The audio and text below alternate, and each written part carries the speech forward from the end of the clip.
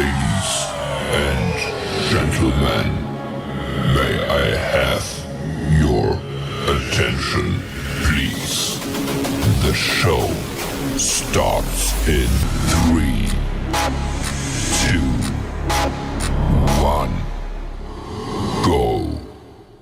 Good morning, CaneSport. It's March 24th, 2022. I'm Gary Ferman, the publisher of CaneSport.com, joined as always by our managing editor, Matt Shodell, as we discuss the news of the day, presented by LifeWallet, where the time is now to take charge of your personal health. And Matt, it's time for the Miami Hurricanes basketball team to take charge of their destiny. The Canes have landed in Chicago, where they're preparing for Friday night's game against an Iowa State team that's a bit of a mystery to most people because nobody expected them to get this far in the tournament and probably didn't put the proper level of research into this team when they were preparing their March Madness brackets. But here they are. The Cyclones are a bracket buster, so to speak, and ready to square off against the Hurricanes. And you were there for the departure of the team yesterday afternoon. Talk to us a little bit about the mood that you saw out there as they got on the buses to go to the airport. I mean, it was amazing. There was thousands of screaming fans. UM converted this. They basically they put all these like basketball things out for the players to run through. And as they ran through, there was these thousands of fans just lifting them up on their backs and carrying them to their buses. All the fans carried the bags and put them under. No, there was like 20 people there, and it was very low key. What's the mood of the players and Coach Larinaga? It's so hard to tell. These are generally personable guys, but as they got in the NCAA tournament, they got less personable because I think they're having a lot of media demands put on them, and they're not stressed out. They're having fun. I thought they couldn't be more personable up in Greenville last weekend. Yeah. No, they've been very personal in general, but the two times that they've had their send-offs, they're not used to having. Look, there was only 3 reporters there, me, the Herald, and the Sun Sentinel. That was it. But then there was also 4 or 5 even TV stations. They're giant cameras set up pointing right at these poor kids, and they're not used to that because this isn't a team that's had a lot of attention. So I think, and they haven't made anyone available one-on-one separately to us as reporters, which is a shame. So they're basically thrown in front of these 5 cameras with the lights on, and we're off on the side. And I think maybe that's why their personalities haven't shown through as much. Maybe when you got them in Greenville, it wasn't quite like that. Or they were just so excited they won that they didn't really worry about it. But yeah, I think that definitely affected their personalities a little bit. I mean, because Charlie Moore should have been the best interviewer in the world. He's going back home, and he really just made it sound like it was just another game for him. He doesn't know how he'll feel when he gets there. We'll find out. Didn't sound overly. He said he was excited, but he didn't sound excited. I mean, it's okay. They're college student athletes. They're not used to having a bunch of cameras thrown in their faces as they're getting ready to board a plane for the biggest game of their lives. Well, hopefully they've rested up the last few days. It's been a whirlwind for these kids, and they certainly exerted a lot of effort in Greenville to get here. And I know they came back late Sunday night, early Monday morning. I think the coaches gave them pretty much Monday and Tuesday to kind of recharge their batteries. I mean, they did some shooting and stuff, but I don't think there were hard practices. And I think they went pretty hard on Wednesday to start getting ready in the game plan for Friday night. And I'm sure today in Chicago, they will have a very spirited practice probably. I'm sure there's a public practice, but they won't go hard. That'll just be a layup drill. But they'll have a real practice, I think, in the morning in Chicago as well. And that'll be their final tune-up. And then Friday night, it's go time. And if they win, they'll be in the Elite 8, which would just be unbelievable. Most likely against Kansas, but I wouldn't say Kansas is a lock to beat Providence. We'll see what happens there in the early game on Friday. But exciting times for Canes basketball. That's why we keep talking about it. This is a big moment for this program. And hopefully along the way, they're picking up a lot of you guys out there that are watching our show as extra fans. I've been telling you all year that this team is a great story, great kids. And you're seeing it right before your very eyes right now on a national stage. All right, so we've got the story about the team departure to Chicago. We also have an additional basketball story this morning on Charlie Moore's well-traveled road to get to Miami. And Matt, it's a phenomenal story. Like you said, our Jim Martz did a lot of research, tried to decipher, just what had happened and why Charlie had gone on this path to get to Miami and now the Sweet 16. But you just don't see very often a kid go to 4 different colleges in his college career. It's an amazing story. And to have it all sort of end back in his hometown, I mean, how cool is that? And he's the nicest kid in the world. He's had ups and downs. And even Jim Larrañaga said when he first got him on the practice court this year, he didn't think he was going to be any good. He thought he was too slow to play in the ACC. He was concerned about it. Kid's just smart, works his butt off. I mean, you can't say enough. And a team player, you don't find a lot of team players in high-level college basketball anymore. I mean, you can't say enough good things about the kid. I'd encourage everyone to read the story Jim wrote, because it's not a story you're going to read every day about anybody in college basketball ever. Yeah, he doesn't look that slow to me either. I mean, he's deceptive. No. I haven't seen him. I think when he's going full speed, he's not fast, but he's quick. So and he moves his feet. So if you have good foot quickness and good quickness in general, it doesn't matter what you're on the 40 in. It's like And his first step is pretty good. So, I haven't seen him having problems blowing by anybody. Miami's going to need a lot of Charlie Moore, no doubt, on Sunday night. And like you said, his story is very interesting. I encourage everybody to read it this morning. All right, another pretty interesting basketball story we have today, Matt. We've been making the circuit of the commits that are going to be in the recruiting class that'll come in later this year and be Miami Hurricanes next fall when they try to replicate this March Madness appearance and then success in the tournament. And today we talked to center Favor Air, who, it's kind of funny because, and this is noted in the story, if he were on this team, he'd be like a fish out of water because, they don't need to play with a 7-foot center the way they're playing right now in the style of Favor Air. But when Miami coaches recruited him, they made it very clear to them that this is not a plug and play program. Okay. Like they don't just like play the same system every single season. They adapt to the talent that they have. Imagine that, and, a lot of coaches force feed their systems. This is not something to be taken for granted. Well, anyway, but Favor Air is coming in as a true big man next year. But right now he's, thinking about his bracket where he picked the Miami Hurricanes to go to the Final Four. And the thing that was funny, Matt, is he talked about how all his friends gave him a lot of flack for picking Miami to go to the Final Four. Looks like he has a chance now. We'll see what happens this weekend. But he wants to change his bracket. He didn't pick Gonzaga and Miami to go to the final championship game, and he's wishing he had. Yeah, and I would just add, this surprised me. I thought he was the center of the future. He says he's not a center, so I don't know why he would say that. I know he's very thin. He'll fill out, but at 6'11", I think he honestly thinks he could play the 3 to the 5, and more power to him. But I can't imagine they're going to use him anywhere except for center, especially considering they have no size on the team whatsoever. He does have 3-point range. He has 3-point range. Yeah. So if he proves he can make them, you might see this 5-out offense again. Who knows? I guess. But yeah, he's a great story. Moved to the U.S. after he had a growth spurt when he was 11 or 12 years old. Grew up playing soccer. He's only played basketball for 5 years. I mean, what a great story. And then yeah, he didn't have a lot of these young people, they want to get their brackets right. They don't want to just pick the team they're committed to win the championship. So he picked them to the Final Four and then not advancing past that, which is okay. That's what he actually thought was going to happen. I think a lot of people would probably agree with him and say, hey, Final Four for Miami is even a little crazy. So, but now he wishes he had picked them to go to the championship game. So we talk about that with him. It's kind of funny. All right. So Iowa State Friday night, Miami wins. They play the Kansas and Providence winner on Sunday afternoon.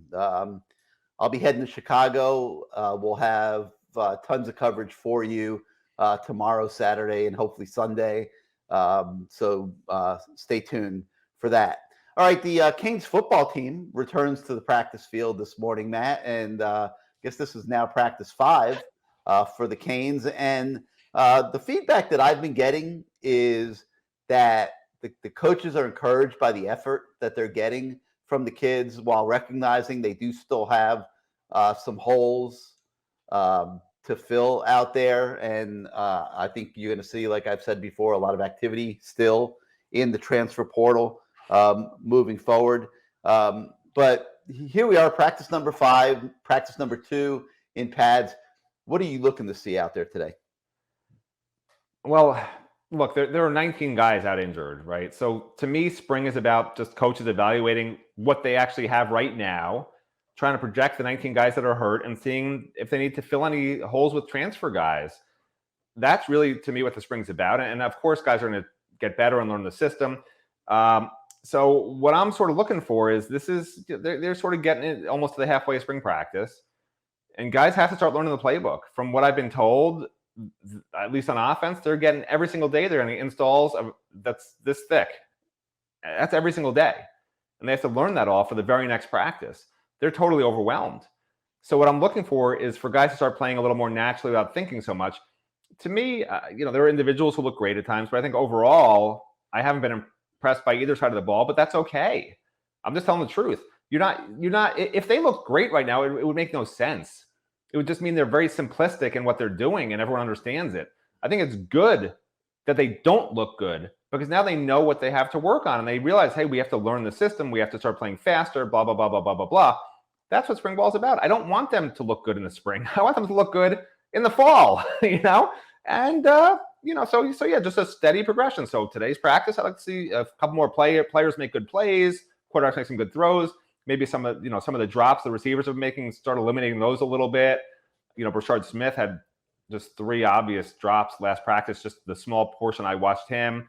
And there's been other guys, not just him, there's other guys dropping balls too. So maybe eliminate some of the drops, just get a little more comfortable in what they're doing and stop putting so much pressure on themselves individually and just sort of work on learning and playing a little faster. And that's all. That's throughout the entire spring, not just tomorrow. I'm trying to think, I'm with you a little bit that neither side of the ball has really jumped out at us in the 5 practices. Well, now it'll be 5 today that we've watched so far. And I'm trying to think what has jumped out at me since we're sitting here talking about it. And I would definitely say the 2 top quarterbacks have jumped out at me. I would say that at running back, Henry Parrish has jumped out at me. He looks like he's going to be really, really good. I would say the tight ends, Arroyo, I think, is continuing to progress forward. I think Dom Mammarelli has been doing pretty well this spring. And, and Jaleel Skinner, of course, is a total freak. But I think it's a little bit of a concern that Mammarelli hang in there. Like, I think he will find a role on this team. I think the position is very crowded.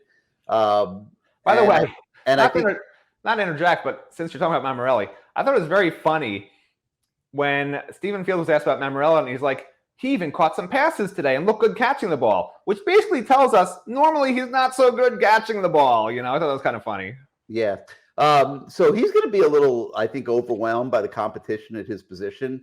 I think that there will be transfer thoughts that might float through his head. But I think if he hangs in there, like, I don't know that he's ever going to be an every down tight end. He probably won't, especially if they recruit well at the position. But I think he could find a role. I mean, I think he's a pretty good blocker. I think the coaches, like what they see in that regard. He's a blocker. He's a good blocker. Yeah. So there's going to be times when they are going to want a blocker on the field at tight end.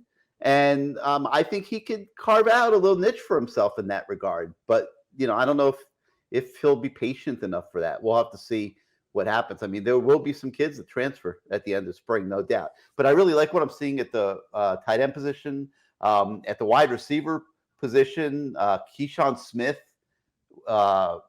is starting to look a little bit better to me. Jacoby George looks really, really good. I think he'll be the top receiver on the team next year. I'm not convinced they won't go hunting for more in the portal. I don't know if they'll be done with what they have right now.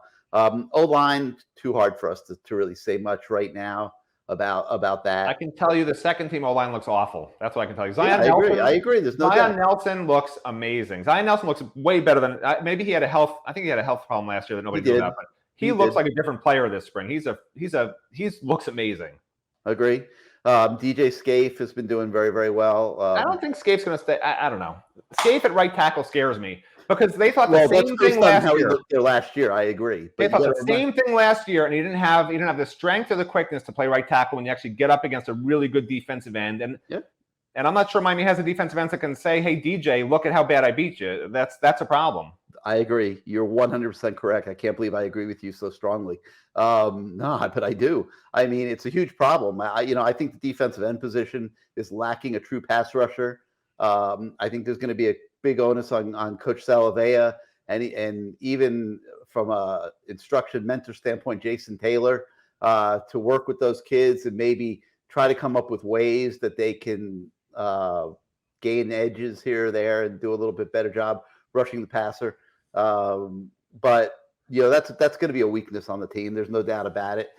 Defensive tackle. I mean, we keep seeing Leonard Taylor run through the second team offensive line, but that's the second team offensive line. They're really not hard. Good. That second team line's awful. Yeah. They don't know what the hell they're doing. It's hard for us to really give you guys a strong, accurate opinion really on how that area of the team is doing. Linebackers, just so.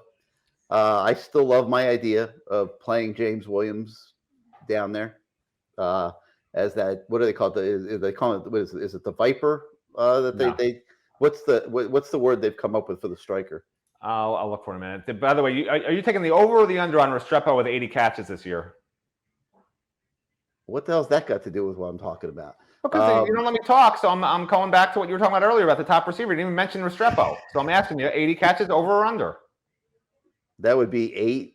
About 80. 80. That's 6.5 a game. Yeah. What's his name? Rambo had 79 catches last year. I'll take the under. You'll take. All right. I'll take the over. Yeah. What are we betting? What are we betting? Oh, I don't know.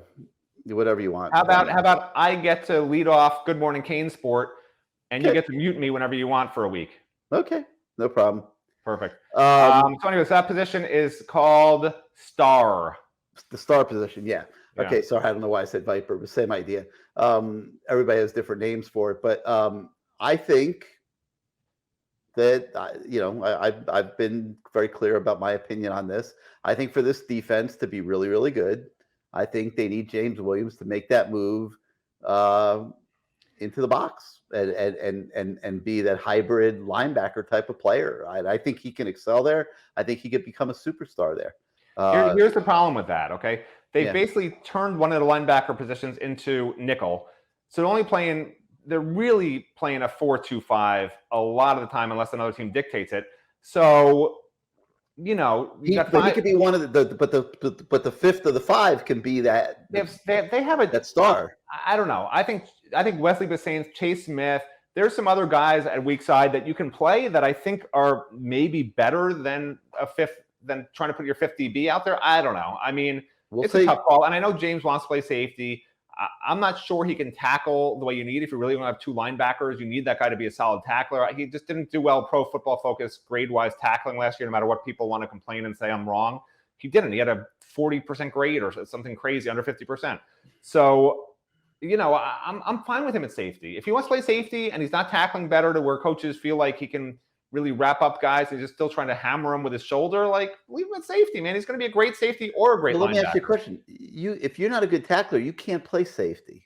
Let me ask you something. You only want him at linebacker because you feel like Avonte Williams and Cam Kinchen should be at safety. Other than that, you'd be fine with him at safety. I think the three of them on the field together at all times gives Miami the best chance. Yeah, but what if Chase Smith turns out to be a great weak side linebacker? Then you're okay with it? There's room for both James Williams and Chase Smith to be on the field together. No, there's not. Not in their system. Not in their system. Yeah, there is. Not a star. They're using Gil Frierson as the starting star. But Chase Smith doesn't have to be a star. He could be a traditional linebacker. That's what I'm saying. So you're not putting James Williams as star, are you? You're putting James Williams at weak side linebacker. No, I'm putting him at star. So you're going to have him cover the slot receiver at times at his height, and I don't understand that. I don't think you can do that. Gil Frierson has played cornerback. That's why they put him there. He can actually cover a little bit. I think Kevin Steele's going to want to scheme with James Williams. It's a natural concept, and I think he'll play with different things. And I think he'll come up on the line and blitz. I think he'll wind up in the box a lot, but I still think his position is going to wind up being called safety. I have no problem with him being safety. We'll see. I think anything could happen there. It's just it's okay that we have different opinions on it. I think Kevin Steele's going to be intrigued by the different ways that he can use James Williams. No, I had agreed with you for a while. That would be way more advantageous than just having him sitting back in the middle of the field. I had agreed with you for a while on the move to linebacker, but having watched some practices, I'm not sure that, knowing the new defense now and watching how they're using Gil Frierson, I just don't think it makes any sense to. And we got to see more. We have to see more of exactly how they're using these different positions and stuff. Right. We haven't seen enough yet. So, we'll continue to monitor that. Because they're moving the safeties they're moving the safeties all over the place, and they're just getting started in what they're doing on defense. And I don't think there's going to be if you put James Williams, you want to put him at nickel, basically. That's what you're telling me. I mean, he's sort of locked in. No, Al Blades is going to be the nickel. Okay, well, it depends on your definition, because basically the star is nickel. Okay, so depending on if they go 4 DBs, right? If you watch what they've been doing in practice, okay, they've been using 3 cornerbacks when there's 4 receivers, or when there's 3 receivers on the tight end, they'll put basically Gil Frierson on the tight end, what you'd call striker, they're calling nickel, whatever. So you're basically having 3 cornerbacks and a nickel / star / striker, whatever you want to call it. But my point is, if you put James Williams at that position, he's just covering a tight end. He's not able to really blitz or have the freedom that he'll have at safety. And I think with his athletic set, you can move him around so much easier at safety, where you can have some, I just think it's a better position for him. That's all. I just really do. Just based on what I've seen. We'll see what Kevin Steele comes up with. I mean, we're speculating right now. It's early. They don't have everything in yet, and they'll certainly be adding to it in the offseason. I just think he's going to be, they are going to need to find ways to overcome their lack of pure talent, their lack of a raw pass rusher, their lack of an impact linebacker. They've done a good job, I feel, shoring up the cornerback position a little bit by getting Porter and now Al Blades coming back. That's 2 quality bodies, and I like what I've seen of Al Blades so far, getting back to the things I like this spring. Here's why Al Blades got beaten by 2 steps on a go route by, who was it? Brashard. Yeah, Brashard has one big catch. I know you think Al Blades has looked good. I think he's looked good. I think he's looked good. I wasn't suggesting he hasn't gotten beaten ever. No, I mean, I've seen him look good, and I think he's looked good. There's not consistency. He's always had a consistency issue. He's one of the hardest workers on the team. Yeah, I'll agree. Everybody. But at cornerback, you better be consistent. Like DJ Ivey started for years, and fans were aghast because he got beat all the time. But that's because sometimes he'd look really good, and he'd start. And then all of a sudden you have that one horrible play where why did he bite up when the quarterback pump faked? And that's a little bit of Al Blades. He's got to sort of be more consistent. And I'm glad they're bringing in Darryl Porter and getting Tyreek back from injury, because I haven't been overly impressed with the corners. They've been running free, and there have been drop passes. But I'll agree with you on all that. And this is a very, very basic offense they're running right now. Very, very basic. And the defense should be ahead of the offense every spring. That's how it's always been when the defense is any good. And I think they're about 50-50 right now. I'd like the defense to do a lot better in the spring. They should, especially when the offense still doesn't understand what the heck they're doing. So I would like to see in the first scrimmage, which will either be this Saturday or next Saturday, I'd like to see the defense really dominate. That would be a good sign to me. All right. So yeah, I'll agree with you on the consistency. Oh my God! Stop agreeing. Stop. I know. No, listen. Sometimes you're right. You're not always wrong. You're making my ego go up. I don't want to have a big ego. Listen, you're wrong a lot, but you're not always wrong. I've never been wrong. Name one time. Oh, daily. There's always at least a few things. But anyway, yeah. So we'll have coverage of practice number 5 later this morning. Make sure you're on the website for that. By about lunchtime, and we'll have several stories up there. We'll be talking to several of the coaches later this morning, and that's always very interesting and informative. So you got that to look forward to later today. On a recruiting note, the recruiting action continues to be high octane. There's a Louisville commit by the name of Jaden Davis that Miami has started recruiting. Coach Jamil Ladai offered him last week, and he is now interested in Miami, and I think you'll see him visiting at some point. So we got a story on that today, which updates his recruitment. Is he probably visiting, or is he visiting? I'm confused now. No, here we go with this garbage again. I'll say there is a 85% probability that he visits. How about that? Oh, all right. We'll see. All right, so that's going to do it for today for Good Morning CaneSport. Hope you guys are are off to a good start here this morning, and have a great day. We'll come at you later on with coverage from practice number 5. We'll have tons of video, stories with several of the coaches, and more. So for Matt Shodell, I'm Gary Ferman. We thank you for joining us on Good Morning CaneSport today. We'll see you next time, everybody.